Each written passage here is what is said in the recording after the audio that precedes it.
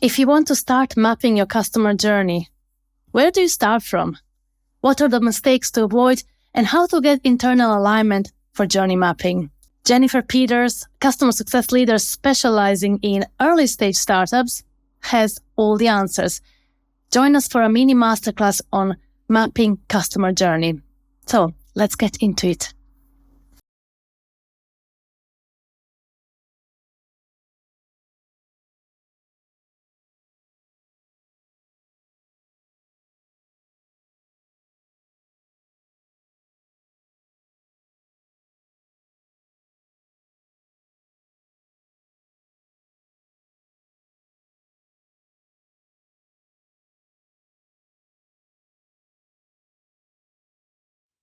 Today, I'm really excited to welcome Jennifer Peters, customer success leader specialized in seed and Series A startups. I think we are going to have a very interesting conversation about what happens with customer success in those early stages startups. So I'm so excited. Jennifer, welcome to Women in Customer Success podcast. Hello, thank you for having me. Okay, there's a book. You had me at hello. Now, I think that I heard a little bit of French accent, Jennifer. I need to ask you, where are you calling from? True, I am French, despite my very American-sounding name, and I live in the Netherlands. So just to be a bit more confusing. Yeah, just to make it a bit more interesting, right? Whereabouts in the Netherlands? Right next to Amsterdam, so I'm quite close to the beach, actually. Oh, that's beautiful. Are you cycling? Not really. I should, right, as a Dutch person, but I'm much more of a hiking person. So I chose the wrong flat country. Hiking is awesome, but yeah, everybody kind of connect Amsterdam with cycling, but the beach over there is also just beautiful to go there and look at tulips. I think it's the season soon, right? Right. Yeah, it's about right. I can already see the rich cultural backgrounds. Tell me, what languages do you speak? So I speak French, obviously. I come from a region called Alsace, so I speak German as well, having been brought up on the border between France and Germany. English I learned in school. Dutch I learned at my hairdressers, and I'm currently learning Chinese. Chinese. Oh my gosh! I can't say Chinese anymore. I have Mandarin now. Mandarin. Wow! I wish I can learn any of the Far Eastern languages. I was trying Korean on Duolingo, learning sounds, didn't go much past that, but it's wow. I really admire you for that. Now tell me, why Chinese, and what's actually your favorite Asian destination? Because I do believe you travel quite a lot to Far East Asia. Yes, whenever I can, I go on a 12-hour flight and I go as far east as I can. So I've been to Japan and South Korea. I really enjoyed South Korea. But I think my favorite destination is the next one. And I'm going to China in September and I'm really excited about it. Oh my gosh, that is awesome. I can so relate to that. Yes, give me 12 hours flight or even 14 hours all the way to Tokyo from London and I'll be happy. I also had a chance to be there a few weeks ago and oh my gosh, I just want to go back there. What do you like about those Asian countries? Like there is so many things to talk about when it comes to the culture and their values, but what makes you keep on going there? There are quite a few things, actually. There are similarities to the French culture a lot. It's a lot about food. It's very family-oriented culture, and we spend hours at the table together, which is super familiar for me as a French woman.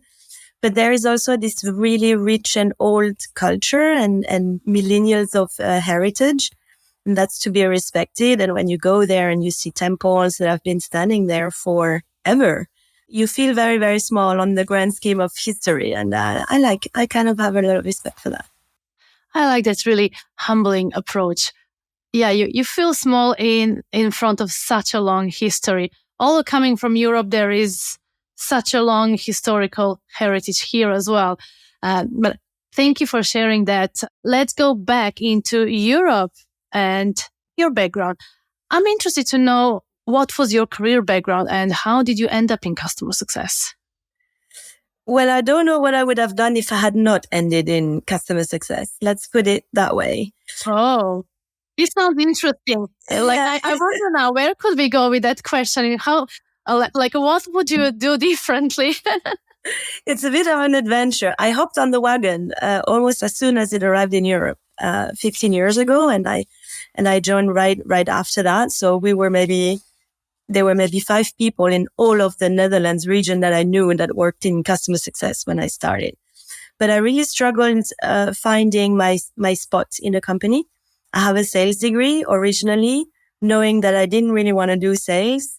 But I was good at it. I have a knack for customers, and I'm a bit technical. So I'm a bit of a jack of all trades, and I didn't want to specialize in anything for a long time.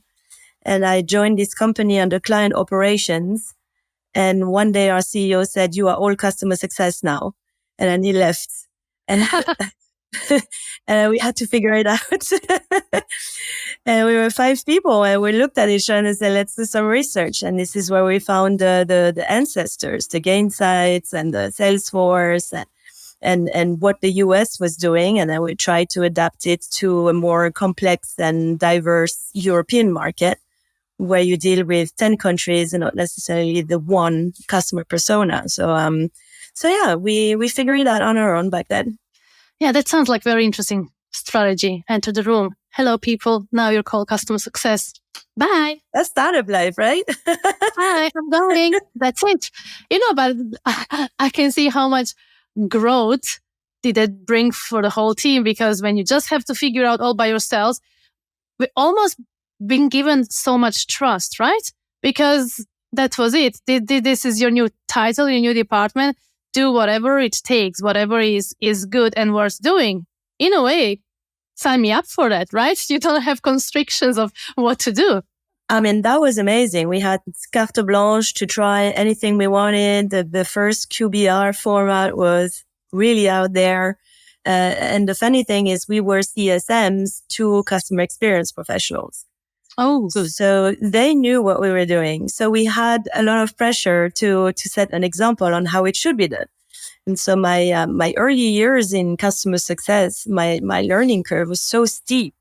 And I got to see the CX programs of a lot of companies in Europe and stick my nose everywhere. So I got to learn a lot from a lot of different companies really, really fast. Well, actually, that's just an amazing exposure, learning from so many different companies that are doing customer experience and some of them customer success, right? Exactly. So what happened in those years when you decided to kind of specialize more deeper or more focus into very early age startups, seeds and Series A? Firstly, would you like to just quickly explain to the audience, like, what is the main difference and what do we even mean by seed startup and then obviously Series A? Yeah, so it's a moment where you start getting investors, right? So your first seed investment, typically you will be very focused on the acquisition of customers, and it's about lifting your business off the ground. Then Series A, you start to build, a customer base, and you've proven your concept. And then you need new investment to kind of take it to the next level and let it grow.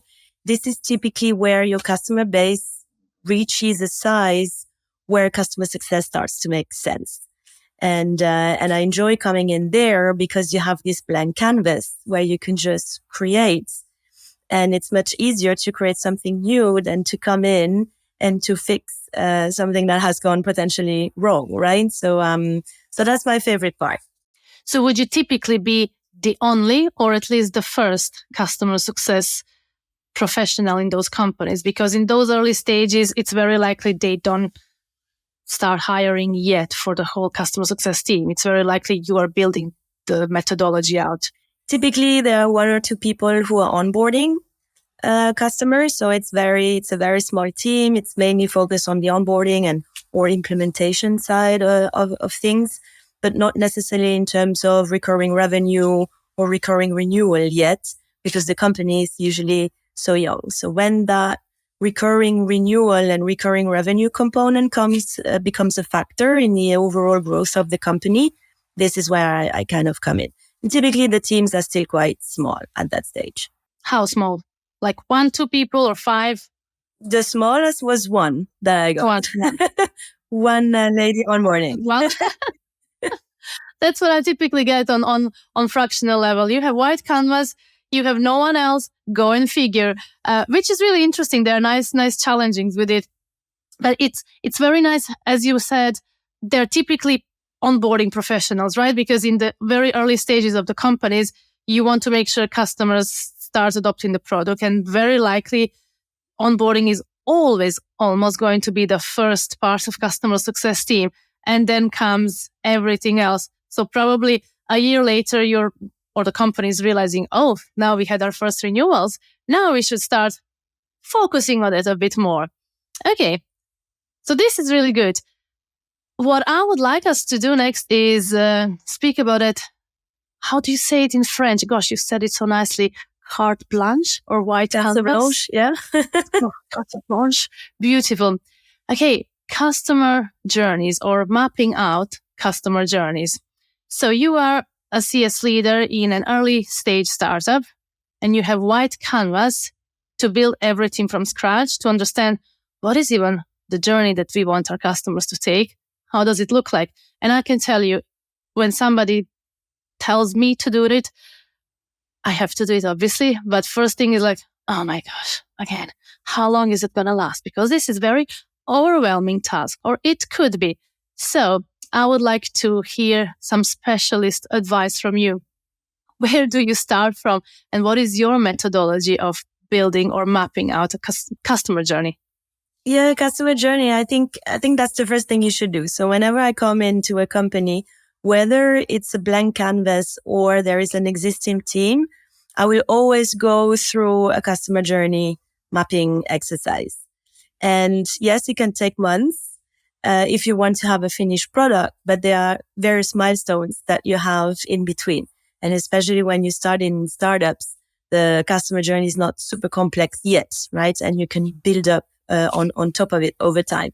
So I think the first mistake is to look at, the finished product and feel completely overwhelmed by it and forget, and therefore you're scared to just start.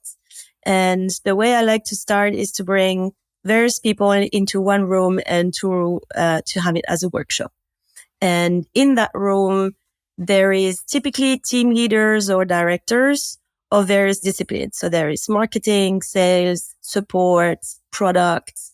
So all kinds of disciplines except maybe for finance and HR.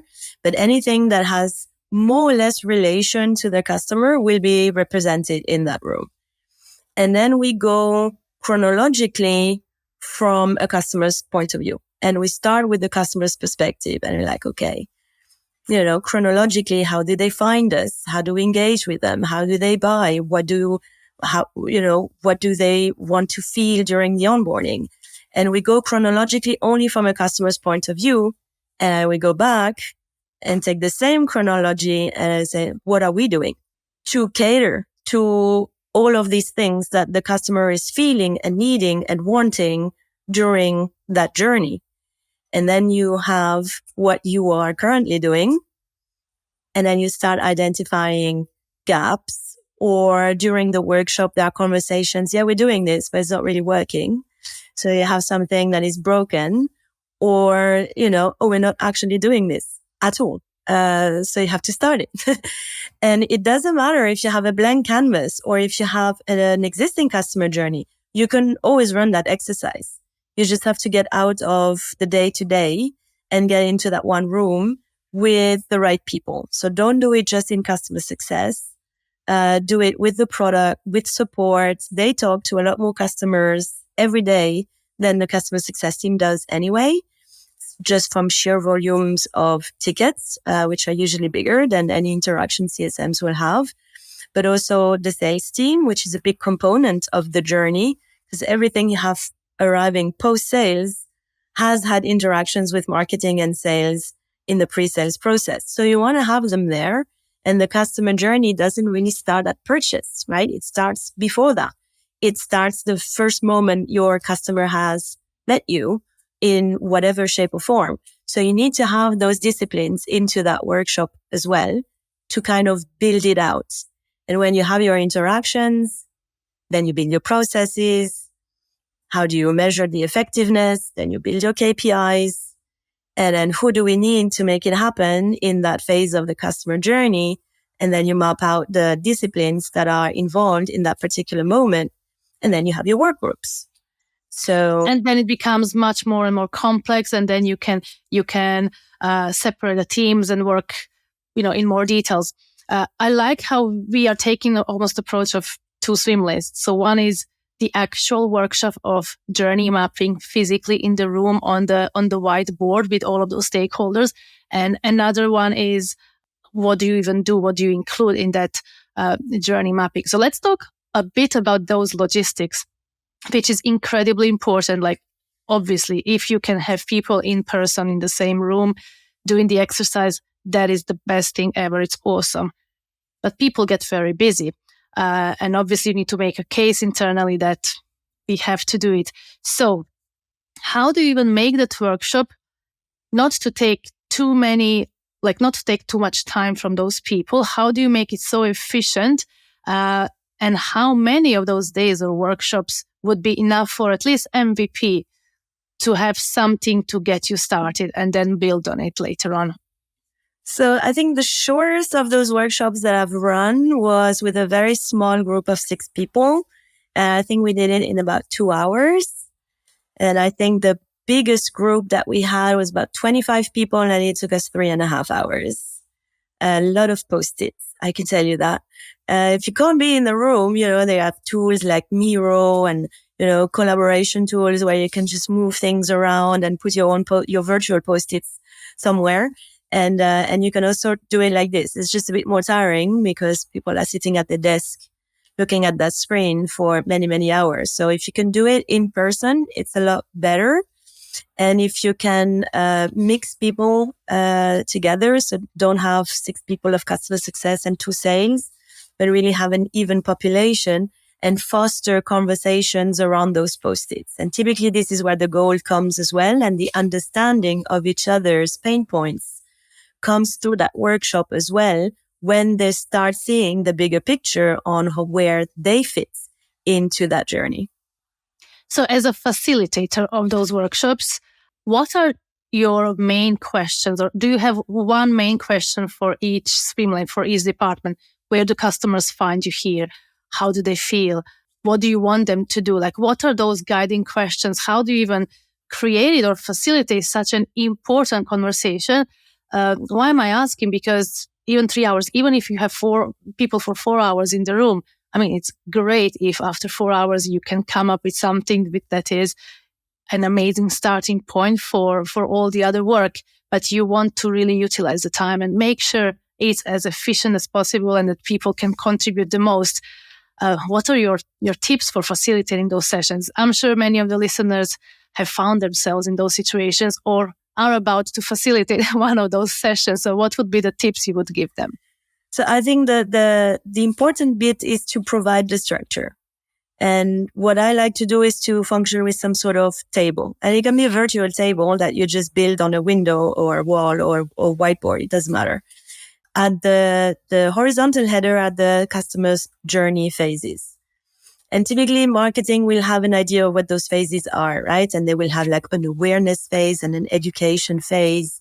And then the sales team will have some sort of commercial engagement phase that leads to a commit and a purchase.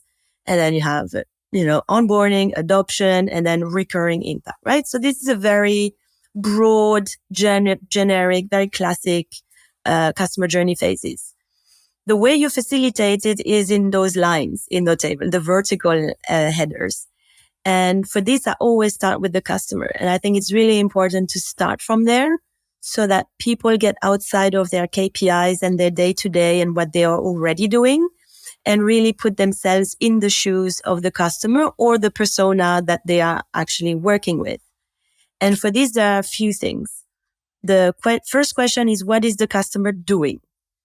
Right? Are they on the website? Are they looking at a tutorial? Are they downloading a white paper? What is it that the customer is doing?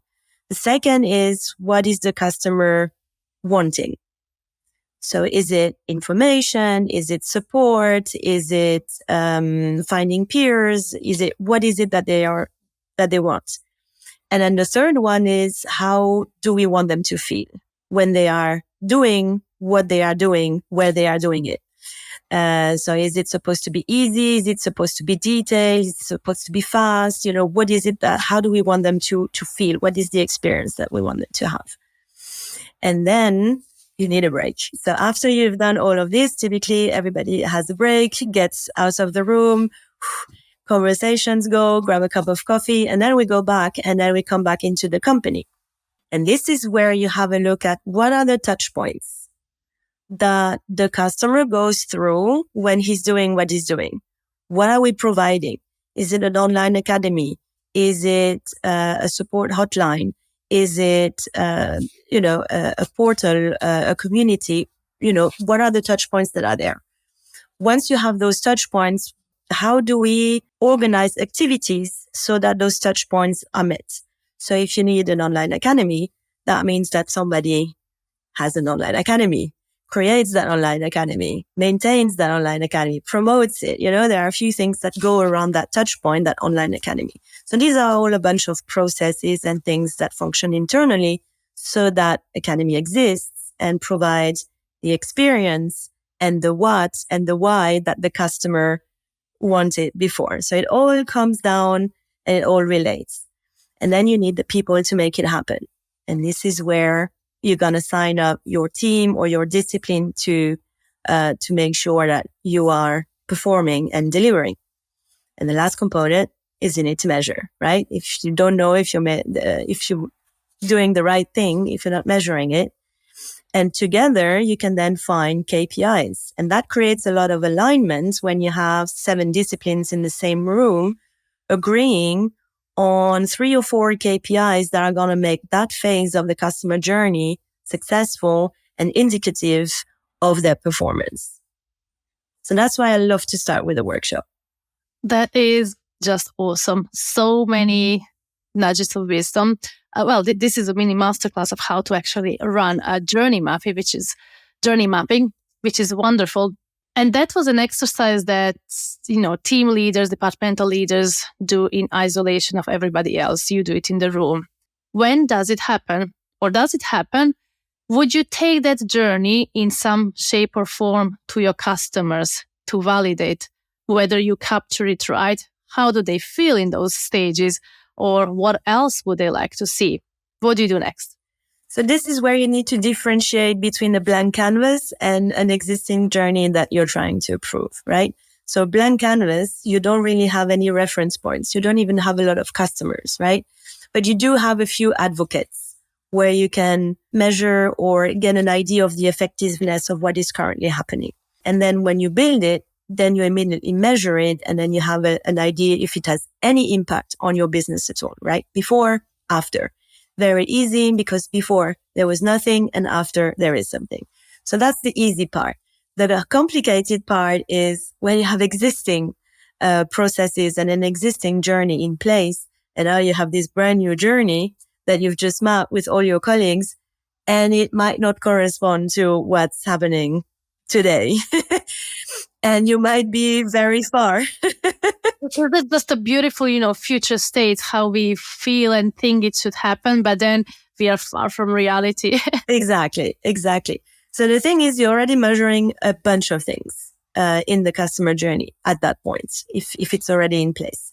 And especially in the pre-sales, marketing and sales are very astute at measuring conversion everywhere until the customer buys, right? And it doesn't matter if they have 24 touch points, each and everyone has their own conversion rate and is usually quite developed in terms of metrics. Post-sales, it's a lot more complicated. And it's not as measured typically. But if you do have a journey, you will have some sort of CSAT or NPS, right? You will have at some point a customer gets it. So you have one measurement. Another measurement is the number of churn. That's also a very good measurement of where things break. If all your customers churn, or if 50% of your churn happens during onboarding, your onboarding is broken, right? You don't need a workshop to it might be too late. Typically. So your priorities will crystallize, right? In the churn, in where things break, typically. If nothing crystallizes in terms of breakage, then you have to start looking a little bit deeper. And this is where you need to start doing more of a customer segmentation or tiering and go deeper and have a look at your different customer personas and how they function into that journey to find where your nuggets of improvements are. But I think what people are typically looking at is to add on to the customer journey when one is already existing. And I think as a leader, it's tempting because if you add on something, you immediately prove impacts on the company, right? This is what I've done. I've created this. So it's very tempting to add on to the customer journey. And actually, sometimes it's just better to remove things from the customer journey, even if it's to concentrate them in a different format or in a different way.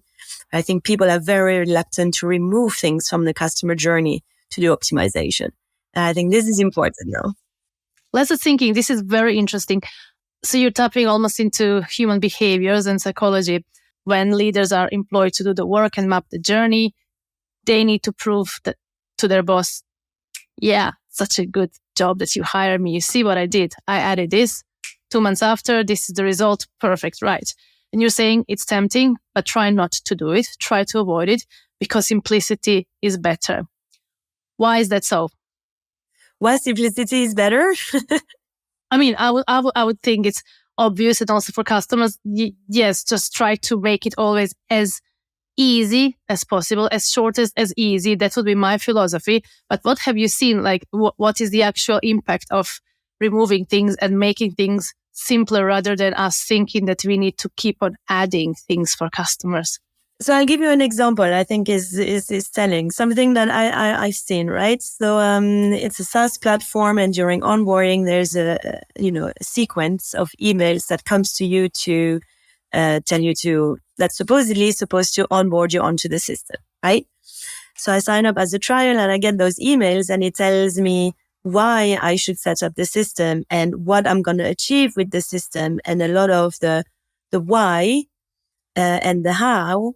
And the what, but the how was completely missing. So I received 7 emails, but none of them tells me actually go there and click here and do that. And this is your checklist of to-dos. It was more about thought leadership and industry knowledge and things like this. But it doesn't tell me what it is that I need to do to go live with the system. So it's very fancy. It sounds very smart. It's a great thought leadership content piece. It's wonderful. But it's not an onboarding email.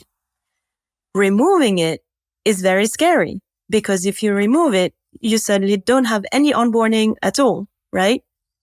But what you have to see is that you never had an onboarding in the first place.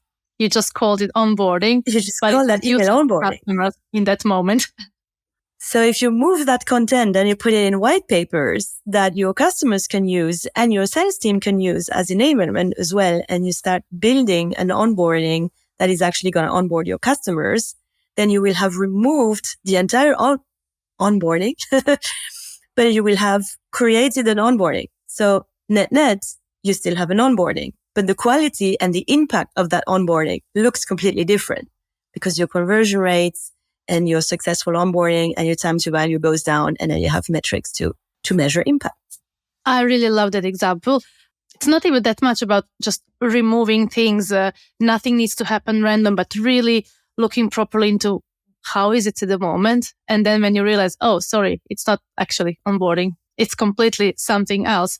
Then again, you're making an impact because you are recognizing that it didn't exist. It was there, but it wasn't the thing, right? It's suitable somewhere else. Exactly. And if you start mapping your customer journey from a customer's point of view, you would never write that email. You would give the information that they need to actually set up the system. If you start by thinking from the customer. Which now brings me to that question again. Which part of that whole mapping would you at all ask some advocates to check it out and just to see whether you're on the right track or whether they would want to change something? Would you even do it, or no need for it because you can measure each of those different touch points and then you can make decisions based on data? Because I've seen companies doing both way. I've seen some companies a few years ago almost having a few focus groups of customers and presenting it all to them just to get their their input. Again, it's a very small subset of customers. What did you see working well? So I think the customer advisory board, right, the CAB, is a very good idea to kind of test things out, but also to ask and validate some of those assumptions that you put in the customer column, right? Because you start the workshop in the customer's shoes and you want to validate some of those things. So you don't have to show them the table to validate what you've put in there, but you can ask them that same question. When you arrived into the system, how did you feel? Right? You can conduct post-onboarding interviews. If you have too many customers, you can complement those with post-onboarding surveys. The same for support. So I think you can definitely ask the questions that you have asked yourself during the workshop. I'm not sure I would necessarily show the entire table. But for example, the one that is all about the customer, those kind of 3 lines, those 3 buckets, I would definitely do that. Okay. No, that's really wonderful advice. And okay, now we are coming to the place where you have your journey mapping. Let's say you did few of those workshops, you had your MVP in a way of simple version, and then you were building more complexity onto it. And you mentioned previously, then you would assign working groups of who needs to do what are the responsibilities, and basically implement what you identify. For example, adding survey here, adding another touch point in this other place. What would be those like immediate next steps following the journey mapping? So the most immediate next step is to prioritize, because you will have a list of a million things that, you can add on, you can do better. And, it's going to be very tempting and it's going to be very overwhelming. So the first advice is anything that is broken gets focused, because this is a leaking bucket. It's probably generating churn, and therefore it's a leak in the bucket of revenue that you need to plug. And therefore anything broken that is probably already showing in your number, in your churn analysis or anything like that, needs to be tackled first on. If you do that, then you might still have 200 things in that phase, right? Some are going to be, low effort, high effort, low impact, high impact. So use that grid and put all your things that are in that phase, in that particular thing, column that you're working on, and then put them on the grid, and then forget everything high effort, low impact, and just eliminate those. That's probably going to be a lot of them already. And then anything that is going to be sort of low effort, high impact, first priority. And then anything that is then high impact, high effort, you build a roadmap for it, because it's going to probably take longer to implement it. And then you can start working on it, but more as a project management rather than a low effort, high impact that you can just, set up a survey and add it on there. I really love that. Thank you for reminding us of the grades, which is incredibly important. As you said, you will come up very likely with hundreds and hundreds of different tasks and ideas, because especially when you have the room full of people working on those different items, there is so much creativity and brainstorming that happen, and everybody wants to do great for the customers, and the list is always increasing. So focus on low effort, high impact firstly, and then create roadmap for high impact and high effort, and eliminate everything else, because it's not going to happen in the near future, right? No, exactly. Or if you even get there, your business will have changed so much, your product will have changed so much, you might have to review a different part of the journey and move on to a different set of activities. Jennifer, this is such a wonderful, not even mini, but a masterclass in journey mapping. Thank you so much for joining. As we wrap up, I wonder, what would you say to aspiring leaders in customer success that are, about to start with those activities and just start with all of those strategic work and planning that has to happen as leaders, as they are emerging from, being individual contributors to leaders? What's your recipe for success? I think it's really not easy to move from individual contributor to leader. I think as a senior CSM, you don't really get to map a customer journey. You see it, you're in it, but you're not necessarily designing it or managing it. The same for the revenue that is attached for every phase of the revenue. I think this is also a very new concept for someone who comes into a leadership position from an IC. If you just started or if you're looking at getting into leadership, those basic things are really the skills that you need to learn right now. I think the best way is to ask yourself, if I was to join a company and they have absolutely nothing, what would I do? And if you don't know, well, this is what you need to learn. And then you will get your first leadership role because you'll have a better understanding of what it is that the CS leader does. So get focused on the revenue generating activities to understand what happens where, and you will be able later on to map it. Yeah. Excellent. Jennifer, this was such a wonderful conversation. Thank you so much for coming to the show. It was my pleasure. I love talking customer journey anyway. Yeah, it's you have to stop me or I'll be there for another hour. Love, I don't mind.